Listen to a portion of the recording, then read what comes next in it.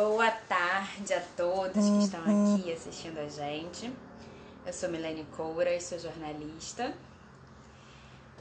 Sou responsável pela comunicação e pelo marketing aqui do Departamento de Medicina da PUC-Rio. E agora a gente vai conversar sobre luto com a psicóloga Gláucia Pina. Oi, boa tarde. Desculpa, a Gláucia já tá aqui para a gente poder começar.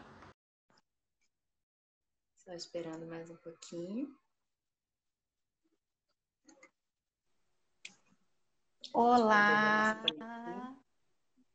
Boa tarde! Oi, boa tarde, Milene! Que Tudo saudade!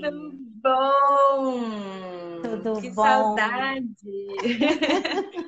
Muito obrigada por você ter aceito o nosso convite, estar aqui de volta, mesmo que virtualmente, à sua Hum, casa, é que é a NED verdade, PUC. verdade, verdade. Está no meu coração, na minha história, né? Vocês fazem É parte da minha verdade. carreira, da minha história profissional, e eu, assim, sou muito grata, né? A você, principalmente ao professor Hilton, né? Que espero que estejamos vendo. E é muito bom estar aqui com vocês e falar sobre uma coisa que eu amo, né? Uma parte difícil, mas que eu gosto muito de estudar, que é luto, né? E estamos aqui com vocês. É verdade. Para quem está assistindo a gente, que por um acaso ainda não te conhece, você poderia contar, fazer só um breve resumo da sua história. E aí eu queria que Uhum. você contasse um pouquinho também do projeto que você iniciou com a gente do câncer de mama há muitos anos atrás, que Uhum. você incluísse na sua apresentação. Tá bom, com certeza. Então, eu sou psicóloga, né, de formação básica, minha graduação é em psicologia e eu fiz algumas especializações, como a psico-oncologia e a psicologia hospitalar na Santa Casa de Misericórdia do Rio de Janeiro. Desde então, né, eu faço a psicologia clínica e nessa época da especialização em psicologia hospitalar, eu tive a oportunidade, né, e o prazer enorme de conhecer o professor Hilton Kor, que é chefe do serviço de radiologia, né, da Santa Casa de E aí? Misericórdia e também decano da PUC-Rio. E nós, assim, tivemos assim uma, uma parceria assim muito legal, porque tanto ele quanto eu somos apaixonados pelo estudo em câncer de mama, e então nós começamos a fazer alguns estudos juntos, né? E foi quando ele me convidou para a gente estar à frente de um projeto que era para acompanhar mulheres da favela de Vila Canoas, em São Conrado, e nós fizemos isso, se não me falha a memória, 2013. 2013, 2012, por aí, Por né? aí. É. E nós tivemos o prazer de acompanhar aquelas mulheres ali e nós acompanhávamos fazendo palestras, fazendo encontros e também encaminhando essas mulheres para a Santa Casa de Misericórdia, lá no serviço de radiologia, para fazer a mamografia gratuitamente oferecida pelo serviço e também pela MedPUC, né? Acompanhado de passagem paga, tudo pago, né? Tudo assim, muito bem feito, muito acompanhado. E aí nós tivemos assim um retorno muito bom no sentido de que a gente começou a entender por que que as dificuldades que fazem a mulher muitas vezes não procurar tratamento, né? Por que que muitas marcam e não vão, né? Os obstáculos que podem acontecer na população, principalmente de baixa renda, né? As dificuldades que elas têm para esse acesso. Então foi um trabalho muito gostoso, muito satisfatório e que eu aprendi muito. Se aprendi alguma coisa de câncer de mama e aprendi, foi com vocês, foi com o professor Hilton, que eu assim tenho uma admiração enorme e a equipe de vocês, né? Todo o suporte que vocês nos deram, né, na época e dão até hoje, né? Dando suporte para a gente, o incentivo para a gente fazer pesquisa, que é tão difícil, né, nesse É país, a gente verdade. fazer pesquisa, e vocês estão sempre abertos para isso, né? Para novos estudos, para novas descobertas. Então, isso foi maravilhoso, foi incrível. E eu fiz mestrado na PUC de São Paulo, né? Fui para lá porque quis me especializar nessa área de luto. E lá a gente tem, né, a nossa precursora aqui no Brasil, que é a professora Maria Helena, que o professor Hilton teve o prazer de conhecer na minha defesa, né? Porque ele fez parte da minha Sim. banca de mestrado. E agora estou fazendo doutorado lá também, né? Também nessa área de luto, de psico-oncologia, né? E fazendo investigações com relação ao comportamento da mulher. Então, isso tudo faz parte da minha carreira, da minha história, e mais uma vez vocês estão nela. É um prazer te ouvir, saber, acompanhar. A gente acompanha, né, desde sempre a Uhum. sua trajetória, a sua carreira. A psicóloga Paula Renata Brasil está aqui comentando, falando isso mesmo, Gláucia. É, Muitas pessoas querida. aqui já estão assistindo a gente, Priscila também. E Uhum. é só para você saber, o projeto que você iniciou quando a gente começou em Vila Canoa, ele continuou. E hoje em Uhum. dia, agora, não nesse momento por causa da pandemia, mas ele deu continuidade. Fomos para a Rocinha, tem uma equipe de assistentes sociais aqui que dão Legal. continuidade. E a gente continua É joia. nessa Isso batalha mesmo. da Isso detecção aí. precoce do câncer de mama. Então, para a gente poder começar a nossa conversa, já que você tem tanto estudo, já de bastante tempo no luto, Uhum. a área de psicologia tem muito, lida muito, né, com esse tema, e é um tema Uhum. muito recorrente agora, muito que está muito em pauta por causa da pandemia da Covid-19, muitas pessoas tendo que Sim. lidar com o luto. E como é isso na visão da psicologia? Como que a gente, qual o respaldo? Como que a gente pode começar dando orientação para as pessoas lidarem melhor com essa situação? Uhum. Então, primeiramente, eu acho que é importante a gente entender que o luto é um processo extremamente legítimo, né? O luto não é uma doença, o luto não é algo que se desenvolve de maneira negativa.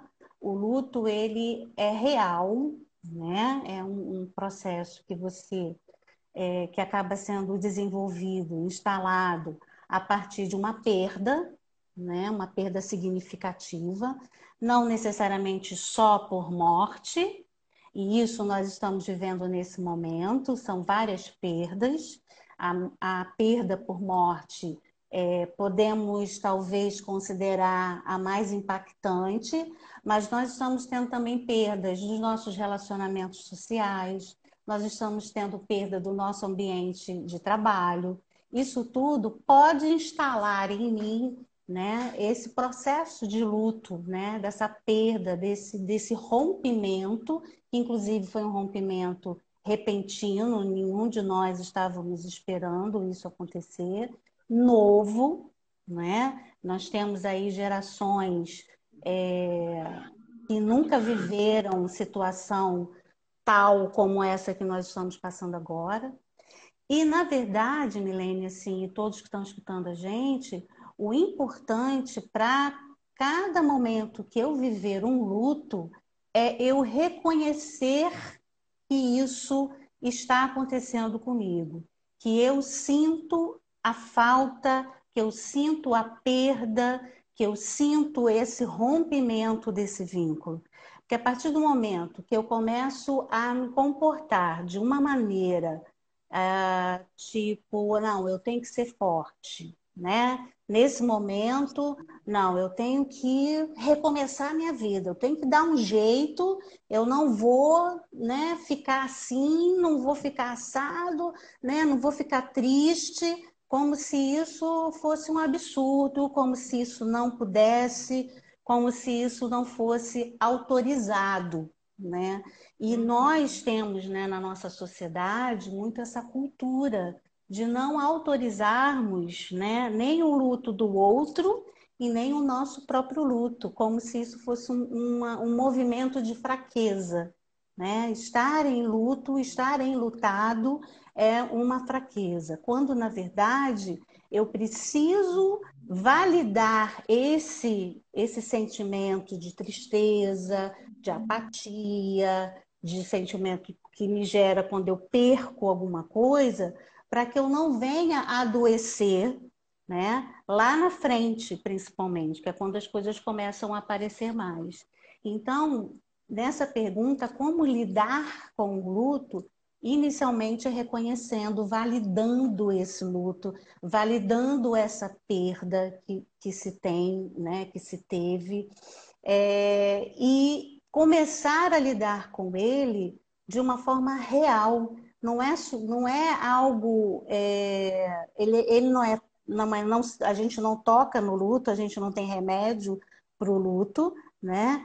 Mas a gente pode ter um comportamento de enfrentamento desse luto, né? E para eu enfrentar alguma coisa, eu preciso reconhecê-lo, eu preciso dizer para ele, sim, eu estou vendo você, eu sei que você está aí, eu sei que você está me fazendo sofrer, né? E eu vou agora viver esse luto. E como viver esse luto? Ah, se eu tenho vontade de chorar, chore, chore, né?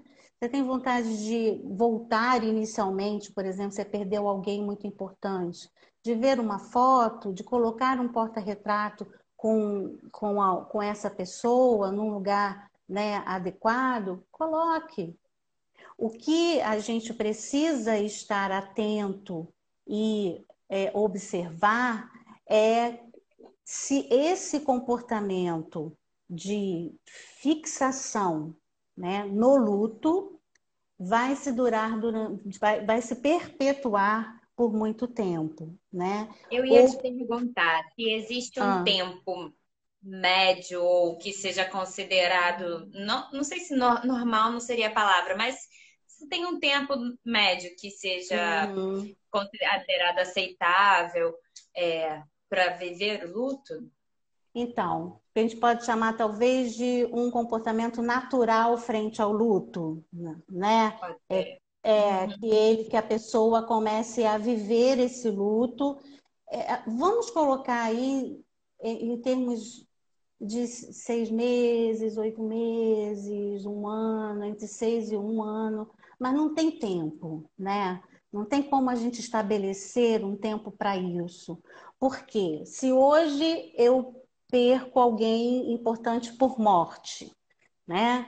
Mas daqui a 2 meses eu perco meu emprego, né? Então eu estava no luto, daqui a pouco eu já vivo um outro, né? Eu preciso me mudar, né? Eu perdi o meu emprego hoje e amanhã o meu marido precisa ser transferido para a Amazônia. E aí eu perco os meus vínculos também de onde eu morava, e isso também é um luto. Então, às vezes, não dá para a gente estabelecer um tempo fixo porque, na verdade, a gente pode viver vários lutos em vários momentos diferenciados, às vezes situações pequenas, simples, mas que me faz sentir enlutada por aquela perda, né? Então, por exemplo, agora nessa pandemia, nós estamos vivendo vários lutos, né? Como eu disse anteriormente, alguns muito pequenos, não tão significativos, mas são importantes para mim, né? O contato com os meus amigos, eu tenho o contato virtual, eu tenho hoje como me comunicar com o mundo inteiro de uma forma que eu não precise necessariamente sentir falta intensa das pessoas. Mas mesmo assim eu sinto falta, né? Eu sinto a falta do abraço, do contato, né? Então isso tudo me faz também vivenciar um luto de alguma forma, né? Isso também é uma perda. Entendi. Tem várias pessoas entrando aqui. A Camille entrou aqui para assistir a É gente. isso. A O Pedro Ariane, também. O Pedro Eliana. também entrou mais cedo. Tá todo mundo Ótimo, muito bom ter aí. vocês aqui. Podem mandar perguntas para quem entrou depois. A gente está conversando com a psicóloga Gláucia Pina sobre luto.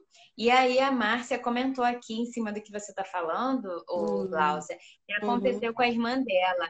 Eles perderam um filho em janeiro e em outubro o cunhado foi demitido. E aí são bem essas situações que você está falando, né? São situações que muitas das vezes se acumulam, né? Por isso que quando eu tenho uma perda num determinado momento, como por exemplo a perda do filho, né, que aconteceu, eu reconhecer isso, eu vivenciar aquele momento, né? Eu fazer minhas despedidas, né, que são adequadas, daquilo que eu preciso falar, do que eu preciso sentir naquele momento, porque daqui a pouco eu posso ter uma outra perda e eu preciso lidar com o que eu já havia perdido, com essa nova perda. Isso é coisa pra caramba, né? Isso é É, pesado demais, né? Mas acontece, ó, a gente está vendo aí, é real, não é um caso que a gente inventou, né? A pessoa acabou de dizer aí que realmente aconteceu.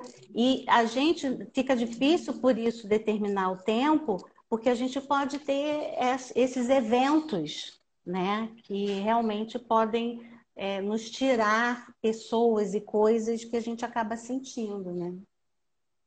é verdade. Siluês Leblon conta aqui que perdeu a irmã de uma forma muito repentina. Foi uma morte súbita e ela era muito nova. Nesse sentido, o luto se torna mais difícil quando é uma perda repentina? Sim, as perdas o que a gente pode chamar de um luto traumático, né? E geralmente são essas perdas que a gente tem por acidentes, né? Mortes súbitas, né? Como um infarto ou alguma coisa nesse sentido.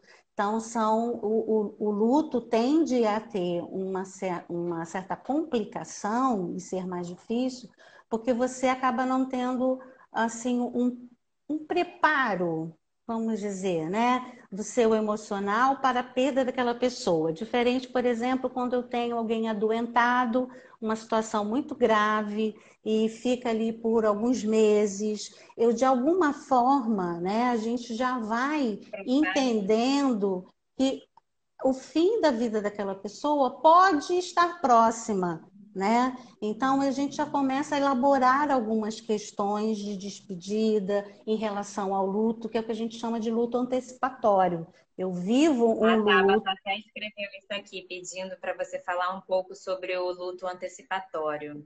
Sim, então, esse luto antecipatório, né, que é esse momento de que alguém está adoecido, alguém, por exemplo, até sofreu um acidente, mas está em coma, né? Então, eu entro nesse processo de perda antes da perda total, né? E aí eu posso, e é bom que aconteça isso, eu começo a fazer algumas elaborações de perda, né? Já linkando dentro do meu emocional, da minha mente, a possibilidade de eu perder aquela pessoa. É diferente desse rapaz que falou com a gente da perda súbita, né? Da perda repentina, né?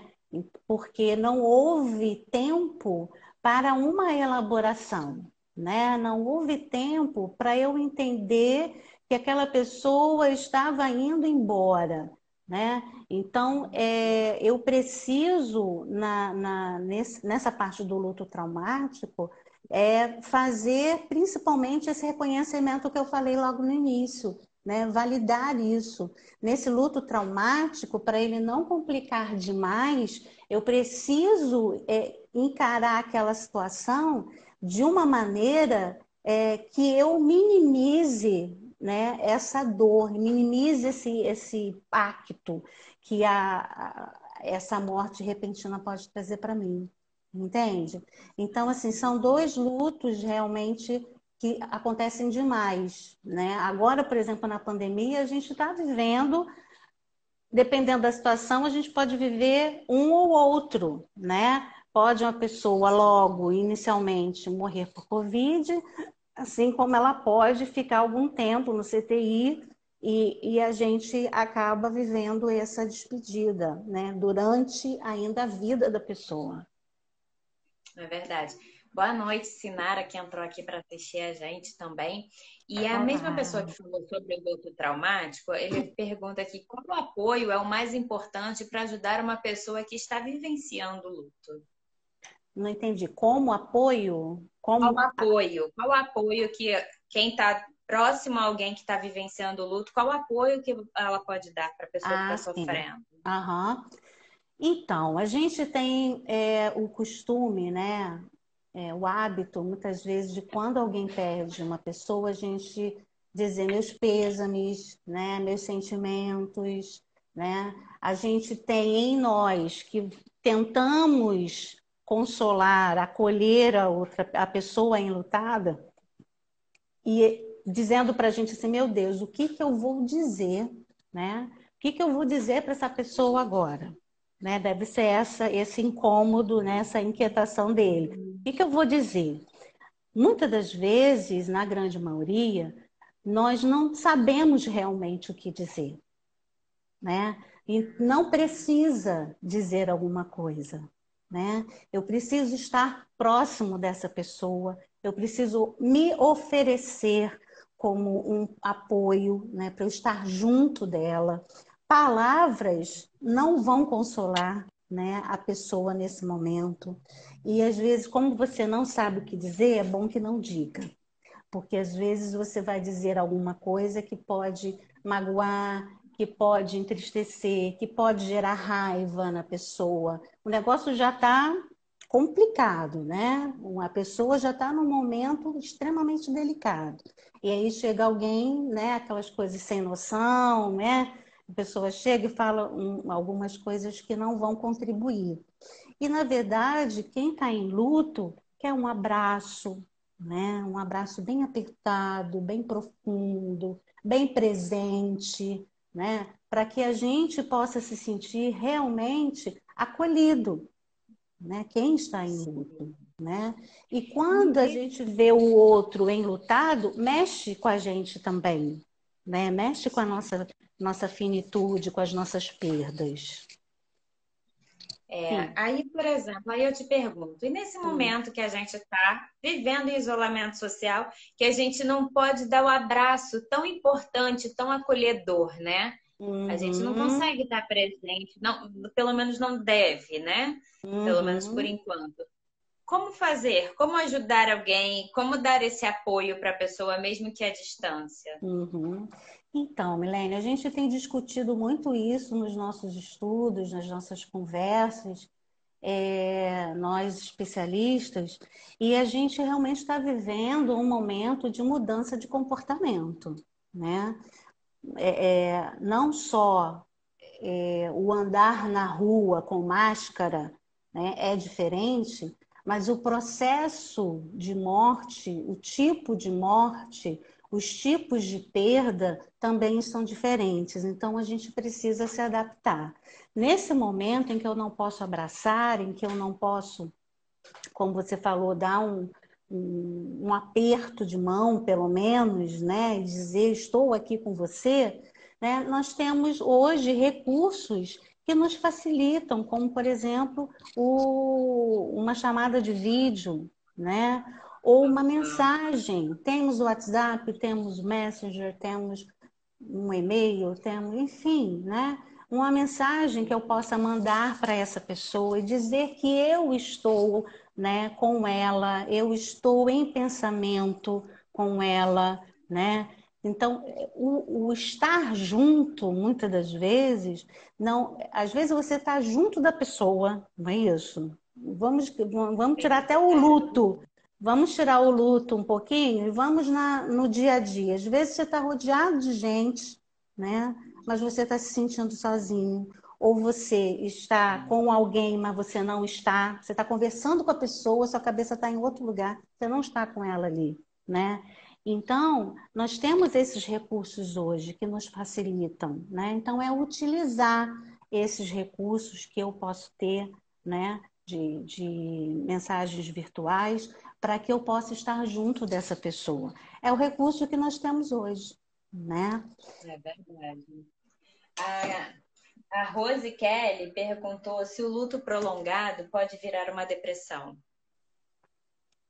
Então, o luto prolongado, né, que eu não sei se ele vai ser prolongado mesmo, a gente não tem essa questão do tempo, mas ele pode se tornar um luto complicado, né? Se vai gerar uma depressão ou não, já é uma outra etapa. Pode, né?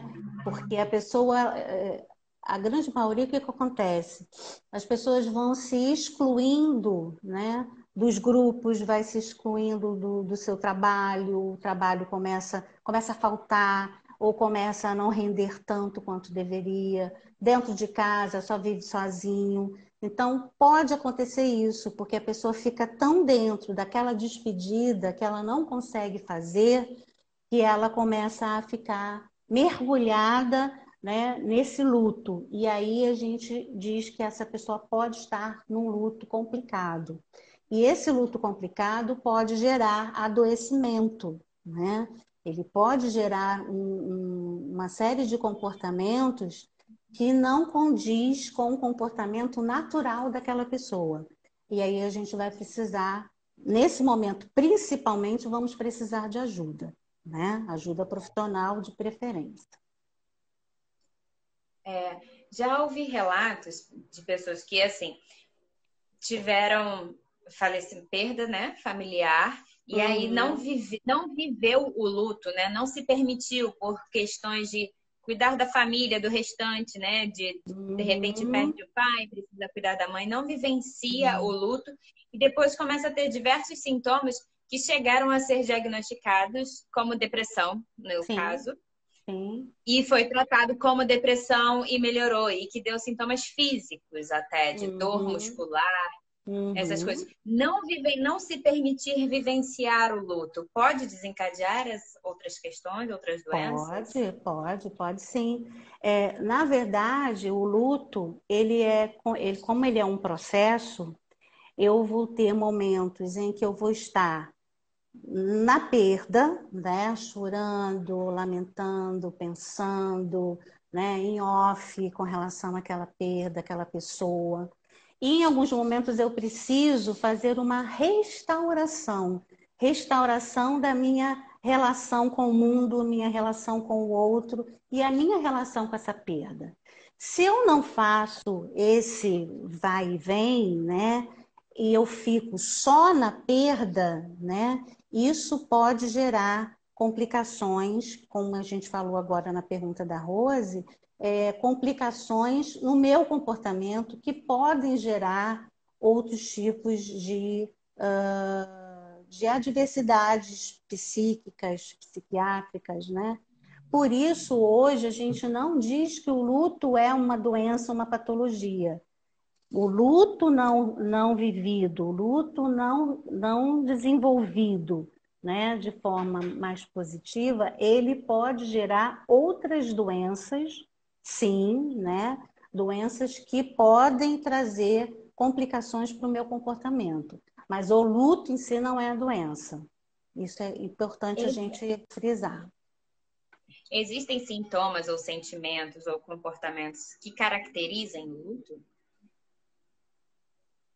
específicos para Olha, essa, ou é, simplesmente a tristeza? É, na verdade, é mais um vivenciar, né, aquela perda. O choro é muito característico, né, de alguém que perdeu uma pessoa. Muitas pessoas podem perder o apetite, por exemplo, né, ou podem comer demais, depende de como que trabalha a ansiedade dessa pessoa, né? Então, mas tem alguns comportamentos, mas cada um, né, Milene? Cada um de nós somos singulares demais, né? E esse é o grande barato do ser humano, que é essa diferenciação que a gente tem um do outro. E como o luto é um processo que depende muito das minhas reações, né? Do meu aprendizado, inclusive, sobre o luto, né? A minha vivência em cima do luto, então isso vai diferenciar muito as minhas reações, né? Eu posso passar por um luto tranquilamente, né? Não que aquela pessoa não significasse nada para mim, não que eu não sinta a perda daquela pessoa, mas eu posso passar por um luto de uma forma tranquila, né? Sem muitas complicações, né? Então, na verdade, a gente não tem um comportamento específico para a gente dizer, ah, aquela pessoa ali está em luto. Você olha para a cara dela e diz assim, ah, aquela pessoa é uma pessoa enlutada, né? Não está escrito na testa dela, entendeu? Mas existem alguns comportamentos que são característicos, sim, né? Que as pessoas podem, né, manifestar ou não também. Você falou do luto antecipatório, né? Até que perguntaram, e que assim, é como se você se preparasse para viver a perda. Isso é Uhum. bom? Ou você está prolongando, antecipando um sofrimento que, de repente, você aumenta o sofrimento, né? Prolongando ele, ou você Uhum. consegue se preparar para lidar melhor com a perda? Uhum. Isso vai depender da maneira como eu me relaciono com esse luto, né? Porque eu posso realmente sofrer intensamente, né? Exageradamente, né? Ou eu posso viver aquilo um dia de cada vez. Vai depender muito da pessoa, né? Por isso que quando a gente fala em educação para a morte, principalmente, ou educação para as perdas, é importante, porque quando eu enfrento um momento como esse, eu posso saber um pouco previamente do que aquilo significa ou não. Então, muitas vezes a pessoa está doente, tem alguém doente, adoecido gravemente na família, para alguns pode entender que aquela pessoa está morrendo agora. E aí tem, né, todo um comportamento intenso com relação àquela perda. Outros podem entender que a pessoa está num processo lento. Não vai morrer hoje, né? Ainda vai levar tempo, né? Não tem essa. Então fica essa relação um pouco difícil. Mas a gente não tem, assim, como afirmar, né? Do que vai ser feito esse luto antecipatório, se ele vai ficar complicado ou não. Por isso, o esclarecimento, quando acontece um luto antecipatório, depende muito também da forma que foi abordada a notícia de que, por exemplo, a pessoa não tem cura, como acontece muito nos casos oncológicos, né? Que a pessoa não tem cura, né? Ela não tem mais o que tratar, né? Eu não posso mais tratar porque eu não tenho mais recurso, o médico não tem mais o que administrar nesse paciente para que ele possa sair daquele quadro. Então, isso tudo precisa ser muito esclarecido para a família e esclarecido para o paciente, né? Porque o paciente, enquanto, por exemplo, doença crônica, ele também pode viver um luto antecipatório, o próprio paciente, né? Você já pensou nisso? Né? Ele Nossa. mesmo vivendo o luto antecipatório por conta da morte que ele vai ter, porque ele também vai perder a família a princípio, né? Que é isso que acontece, ele não vai ter mais a família. A gente não sabe como é que é do outro lado, né? Ninguém voltou para dizer pra gente, né? Infelizmente, eu morro de curiosidade. Mas ninguém voltou, né, para dizer, ó, é assim. E aí, quando a pessoa está num momento de fim de vida, muitas coisas ele vai perdendo ao longo desse processo também, né? Então, ele também vive lutos, né? E são lutos antecipatórios também, né? É verdade. Uhum, É, a Lourdes Délia comentou aqui que no luto ela ficou revoltada e perdeu a fé. E aí colocou como uhum. observação: mais tarde eu recuperei. Olha, que linda, né? Sim, a gente precisa respeitar o momento do enlutado, né? Que às vezes vai ficar com muita raiva, vai ficar revoltado com Deus, por que que tirou aquela pessoa tão querida? Um questionamento, né, que é muito popular, que é muito comum, nossa, tem tanta gente ruim nesse mundo, por que que levou fulano? Fulano era tão bom, né? Era uma pessoa tão boa, tão querida. por quê, né? Então, aí vira-se, né, para o universo, né, e acaba questionando isso, né? Deus, né, de acordo com a crença, com a religião que a pessoa possa praticar. Mas depois é importante. Lembra que eu falei da perda e da restauração? Da perda, viver a Sim. perda e viver a restauração? É isso. Ela viveu a perda, depois ela viveu uma restauração, né? Ela começou a elaborar, não vou dizer que ela entendeu, né? Que eu acho que ela não entendeu muito essa morte. Não, que é difícil a gente entender, né? Mas ela fez uma compreensão, ela fez uma elaboração dos fatos daquela pessoa, do agora, como que tá, como o mundo está hoje, como a vida dessa pessoa de repente poderia estar. Então ela foi elaborando isso e foi restaurando, né, a relação dela com aquela perda. A Vera Lúcia que comenta, ela não colocou interrogação, então acho que foi um comentário mesmo, que ela fala assim: o Uhum. luto pode gerar um olhar vazio e um silêncio, como se buscasse no horizonte a pessoa amada. Perfeito, perfeito. É uma sensação realmente assim, né? A pessoa fica sem, é aquela coisa do sem chão, né? A pessoa fica sem a base, né? Alguma base que ela tinha foi perdida, né? Então, uma base É. segura foi destruída. Então, isso também faz a gente ficar dessa maneira. Linda definição. A Mônica, ela fala que ela é profissional de organização e trabalha também com a organização de pessoas enlutadas e percebe que existe um apego das coisas como forma de prolongar esse luto e que gera uma Uhum. culpa esse Uhum. apego. Sim, gera uma culpa. Bom, aí a Ela gente botou precisa. aqui que gera Tá. uma culpa, não sei se a culpa seria de É, desapegar, né, dos objetos, de repente. é de se desfazer, né? Desse objeto.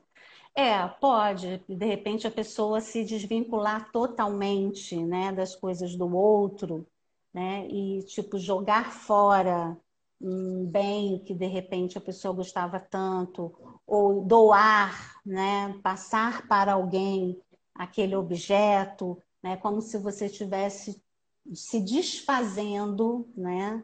Se menosprezando aquele objeto. Imagino, sim, penso que realmente as pessoas podem viver essa culpa. Mas por isso que é importante essa elaboração do luto, essa elaboração da perda, né? A pessoa falar sobre esse momento. Por isso que a psicoterapia é muito importante para pessoas que têm esses tipos de dificuldade, porque nem toda pessoa enlutada vai precisar fazer terapia, né? Não, não é essa a Uhum. questão. Mas às vezes, quando encontra barreiras como essa, de desfazer um quarto, por exemplo, tem gente que mantém o quarto intacto, né?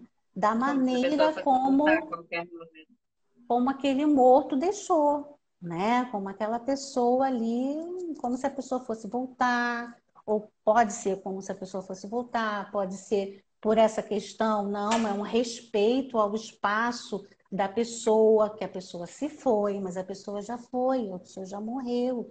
Esse espaço pode ser usado por uma outra coisa, mas a pessoa fica apegada àquilo dali e apegada no sentido, como eu estou entendendo que ela está colocando, se ela se desfazer, ela vai se sentir culpada por aquele espaço não existir mais, ou por aquele objeto não estar mais no meio onde estava, né? Então, isso tudo é uma questão realmente de elaboração desse luto, o quanto é importante a elaboração. Você está entendendo? Do quanto é importante esse Uhum. reconhecimento e a validação desse luto para que ele não venha trazer consequências de adoecimento, inclusive. Entendi. A Né? Mila Organiza, ela comenta aqui que na pandemia não se pode velar o falecido. E se o velório faz parte do processo? Sim, sim, os rituais, né, de despedida, isso é uma questão que temos discutido também bastante, essa mudança do ritual de despedida nesse momento de pandemia.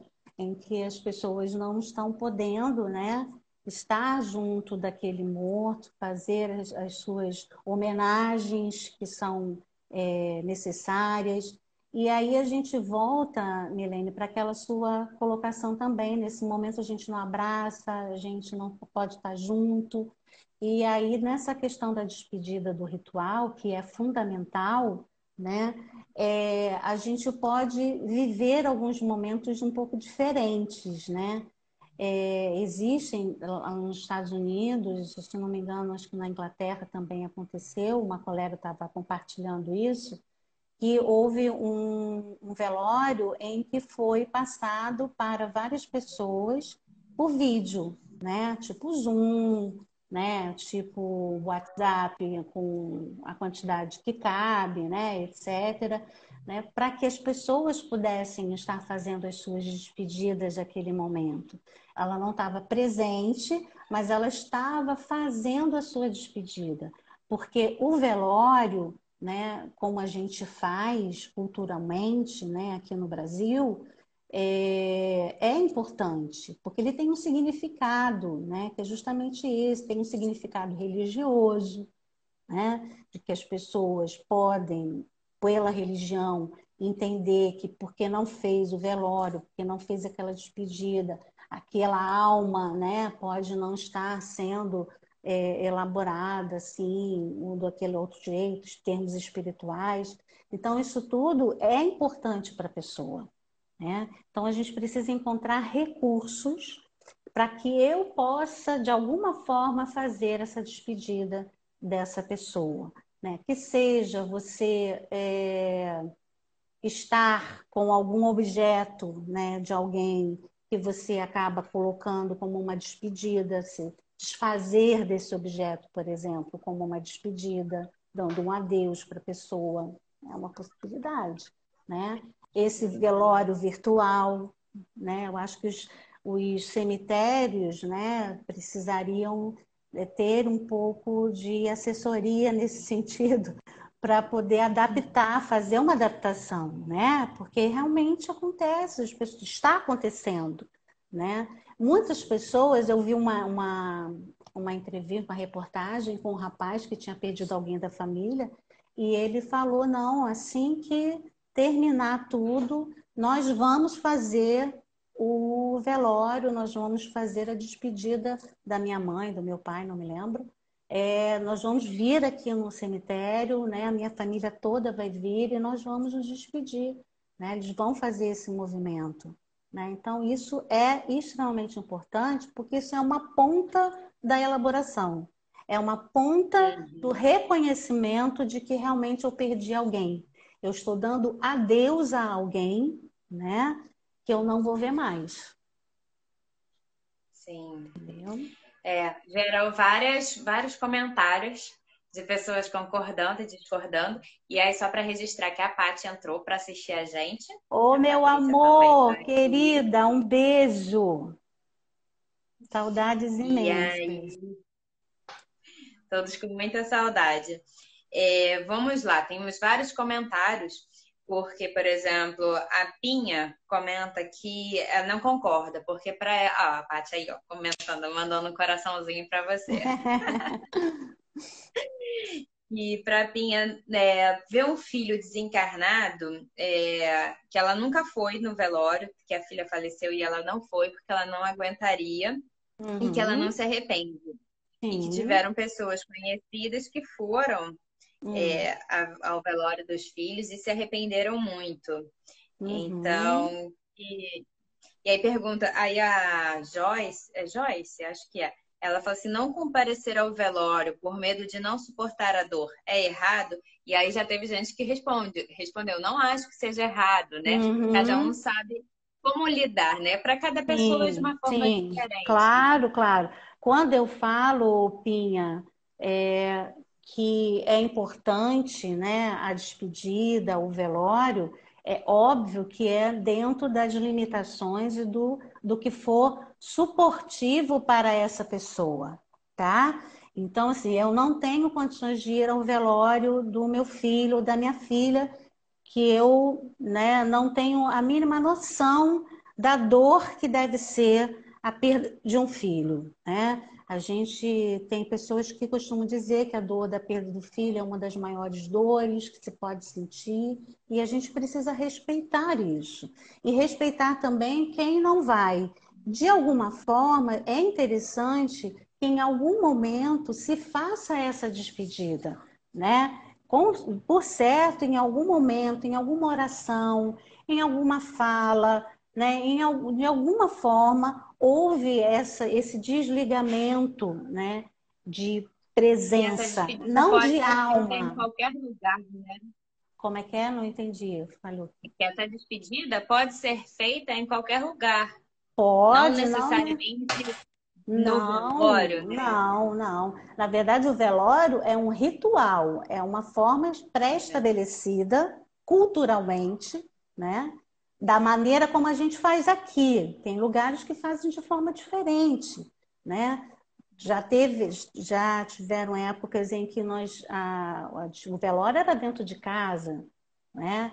Na própria Sim. casa ou numa igreja, né? Agora, você pode fazer a sua despedida da maneira que você quiser, da maneira que dá para você. Isso é a sua forma de enfrentamento desse luto e a forma de você também elaborar a despedida que você pode fazer desse filho, dessa esposa, desse amigo, né? Então, não tem realmente a obrigação. Não foi isso que eu quis dizer, se ficou entendido assim. O ritual, né, de velório é um tipo de despedida, mas você pode ter outros, né? É verdade. A Ana Ribeiro disse que está assistindo a gente desde o início e que está gostando muito. E a Meire te deu um olá, Glaucia, Oi, dando oi. queridas, muito E queridas amigas. A Lourdes está perguntando o que você acha de levar crianças ao velório? Boa pergunta, excelente. Nós temos a cultura, né, de entender que criança não participa do momento de morte, né? Que isso é muito forte, que isso é muito impactante e temos uma propensão a proteger as crianças desse momento que é realmente muito impactante. No entanto, né, a morte é um momento em que pode acontecer na vida das pessoas, de todos nós, né? Todos nós que estamos aqui, eu, você, todo mundo que está nos vendo, nós vamos ter o nosso momento de partida. E a criança precisa crescer também aprendendo isso, né? É importante. Claro que eu não posso impor isso, né? Eu não posso obrigar, eu não posso ensinar de uma forma, não, olha só, seu avô morreu, você vai agora, né, no enterro, a criança vai ficar assim, né, olhando. Vai Então tem entender toda uma. nada. Não vai entender. E a gente precisa perceber também que a relação morte para a criança não é novidade, né? Gente, a Bela Adormecida morre, a Branca de Neve morre, né? Então a gente Não, tem, elas vivem felizes para sempre. vivem felizes, né? Pois é. Aham. Depois da morte, olha só que coisa, né? Tem muita coisa para a gente trabalhar nessas histórias. Então, então a gente precisa ter uma relação com a criança de forma natural, porque ela sabe que a morte faz parte, né? Que acontece com as coisas, acontece com o bichinho dele lá, que é admirado por ele, o super-herói e tudo mais. A gente teve agora, esses dias eu falei isso numa live também, Os Vingadores, né? Esse último filme aí que teve, os super-heróis morrem, né? É verdade. Então, é importante a gente lidar com realidade, uma situação que é extremamente séria, né? É uma situação muito delicada. Não vamos dizer que o vovô virou estrelinha, porque fica difícil ficar olhando para o céu, ver estrelinha, que dali é meu avô, né? Não, é mentira isso, né? Vovô não vira estrelinha, né? As estrelas não são pessoas que estão lá em cima. Então, isso tudo é uma forma de você transgredir um pouco a realidade para a criança. Então, tem toda uma forma, existem livros, né? Você pode colocar lá no Google, né? A Livros que falam questão sobre morte. a Desculpa. questão dos animais de estimação também, né? É uma Sim, forma. sim, O eu tava, Luiz é uma, comentou aqui que o Luiz comentou aqui que os filhos não quiseram ir no enterro do avô porque falaram que preferiam lembrar dele reclamando que não tinha televisão no CTI. oh, meu Deu Deus. a Sim, é uma opção para forma. eles, né? Sim, é uma forma, é um desejo da pessoa, a gente precisa respeitar, né? Que a questão de você ir, né? O que eu estou querendo colocar são os panos É o ciclo quentes, natural da vida. os panos quentes que a gente coloca, por exemplo, principalmente para as crianças, né? Com relação à perda daquela pessoa, aquela pessoa não aparecer mais em casa. Eu invento que a pessoa foi viajar, né? Aí a criança fica esperando a pessoa chegar aqui. Quem viaja, volta. Para ela, quem viaja, volta. Então, e a pessoa não chega nunca. Isso é muito doloroso, gente. Isso é cruel, É verdade. né? A psicóloga Paula Renata aqui está te dando parabéns, gostando muito e falando, citou como exemplo as plantinhas também, né? Que elas nascem, crescem e morrem. Isso, né? Então é um ser vivo, nós somos seres vivos, então onde é que fica esse encaixe, né? Em algum momento tem que acontecer, né? E ela dá aqui como indicação o livro infantil Conversando sobre a Morte. Viu? Aí, ó, já temos uma indicação para a leitura, né? Para ler com as É muito crianças. importante as leituras especializadas, né? São importantes para a gente estar trabalhando com as crianças. Nós temos, especificamente, eu não trabalho com criança, né? Nem lutada e nem sem processos de luto.